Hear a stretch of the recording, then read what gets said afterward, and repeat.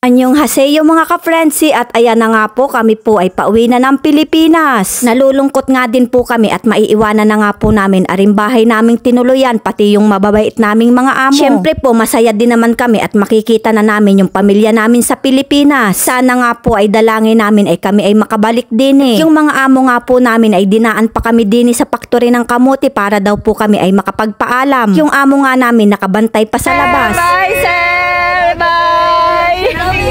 Nakakalungkot naman po ay talagang gayon talaga ang buhay. At nakarating na nga po kami din sa munisipyo ng Yongam. Ari nga po ang maghahatid sa amin sa airport. At kasama na nga rin po namin yung iba pa naming mga kagrupo. Pagkalipas nga po ng 4 na oras na biyahe ay nakarating na po kami din sa Incheon National Airport. Sana nga po ay kami ay makabalik din ay kung hindi naman po at least naranasan namin ang mag-Korea. Kaya naman po ay talagang maraming salamat sa aming Mayor with the Heart, Matt Erwin B. Florido. Nang dahil nga po sa inyo naranasan namin ang mag-Korea at nakakilala kami ng mababait na mga tao. Kaya naman po mas ninais naming bumalik uli sa Pilipinas dahil nga po iniisip namin ang aming Mayor with the Heart. Kaya naman po Mayor with the Heart, abay magpatinolang manok ka na. Ako naman po ay nagabiro lang kung atotohanin mo naman po abay kami mapunta po sa inyo at kami ay madayo. Ay sabi nga po ay isang karangalan na ikaw ay aming makajaming. Ay kaya nga laan po ay lagi kayong busy.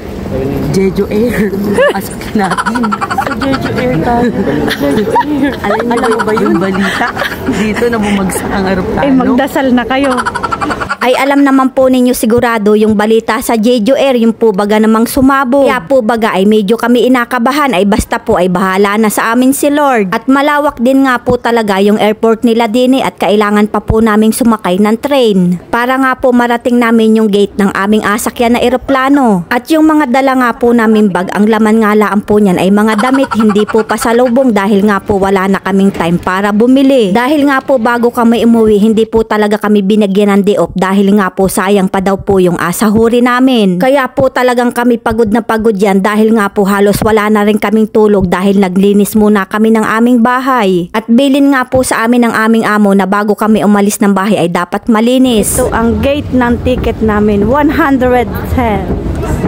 At 4 na oras na nga lang po ay makikita na namin ang aming bayang Sinilanganan. Ay malapit lang po talaga ang Korea sa Maynila at 4 na oras ay naandun ka na. Ay medyo excited din naman po kaming umuwi kahit po baga ay wala kami masyadong ipon. Iayos lang naman po yun basta tayo ay makauwi ng ligtas at hindi nakapackage. Gayon! Dahil sabi nga po nila ang pag-a-abroad ay hindi naman talaga swertihan. May inaswerte, mayroon din namang inamalas. At kung ano man ang naging desisyon ninyo, abay mag-ingat kayo pala. At sa pag-angat nga na ring inasakyan naming eroplano ay nako ay mapapasabi ka na laang bye-bye Korea, hope to see you again. Dahil nga po medyo matagal-tagal na rin akong hindi nakakasakay sa airplane ay abay naman ako'y parang nalulula, ay ako'y parang medyo natakot. Pag nga ikaw ay tumingin sa ibaba ay para namang ikaw ay mahuhulog. Ayan na nga po pagkatapos ng 4 hours na biyahe abay natatanaw na namin ang Maynila. At sa tagal talaga po ng aming biyahe ay talaga naman pong napakasakit ng aming baywang kauupo pati ay puwit. Dahil nga po ako'y andinin na sa Quezon, abay masayang masaya ang aking nanay dahil nga po ang anak niyang maganda ay naandinin na. Mga ka-frenzy, hanggang sa susunod na video, thank you for watching!